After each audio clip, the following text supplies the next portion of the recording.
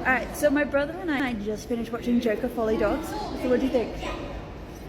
It was bad, was it? Why do you think it was bad? I love how it's like, it's just bad because it's bad. Like, they didn't even do anything. It's like no action, it's just singing. That's because it was a musical. Even though Todd Phillips said it wasn't a musical. It's a musical. Look, I think I'm in the minority here. I actually didn't mind it, in all honesty. I mean, okay, fine, it was repetitive because it kept going and repeating every aspect from the first movie.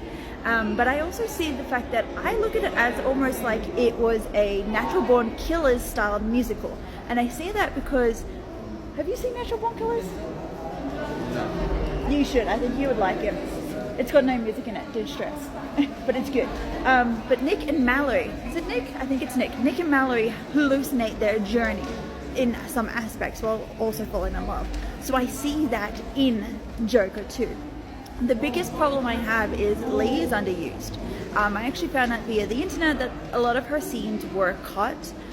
But me in there, I was like, Lady Gaga was essentially not needed. I also kind of feel bad for her because my thought process is I feel like she's going down the same route as Elvis Presley.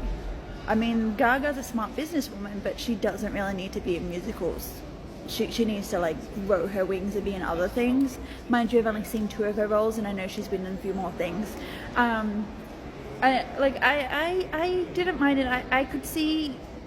I kind of think it comes down to the fascination of crime and the fascination of martyrs and the fascination of like cults. In a sense, there were times where it felt like I was watching Charles Manson's cult play out.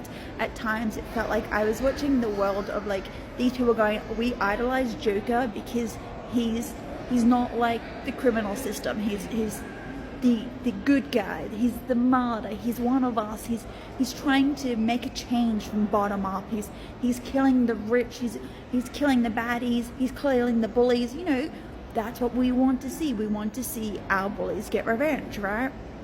But watching it play out, I could see that aspect there, and it made it very clear that Lee is only with Arthur because he's Joker. You strip away Joker's persona, she literally says, I don't love you. She literally says, you're not Joker. You are not the same guy that killed Murray, you know, however many years ago. And he just wants to be Arthur. And it also shifts the tone when Gary's in the scene, when he's giving his testament. Gary's like, you didn't kill me, but you still terrified me. I can't do anything. I've got PTSD because of you. And Arthur's struggling to keep the persona of, he's this martyr, but he's also this broken guy. In a sense, I kind of felt sorry for Arthur because he was just trying to be Arthur. He was trying to get out on good behavior. He was trying to, you know, show the world that he might be crazy, but he's also not who he thinks he is. I also think it puts down to the fact that when we watch a lot of true crimes, when we watch the media play out with these criminal aspects, they always say that the abuser had something wrong with them. They had a mental illness. They had post-traumatic stress. They were bullied. They had depression. That's all shown in this. It's showing the world what we say about the narrative of abusers and killers and murderers. I just feel like there was aspects that could have been fleshed out. Like Lee wasn't fleshed out properly.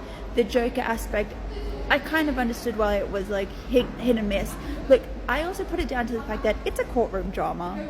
I can count on one hand in the past 30 years of films I've watched how many courtroom dramas actually translate well in a movie format, and the fact that this is like 2.5 hours long is a different story as well. And then you throw in the musical aspect, and look, again, I can see why people don't like this movie, but I actually didn't mind it. Do you have anything else to add? No?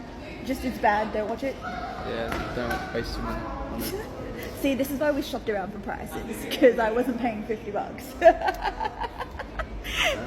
But look, I can see why people didn't like it, but I'm definitely on the fence. It has its moments where it's really good, and then it has its moments where it's not.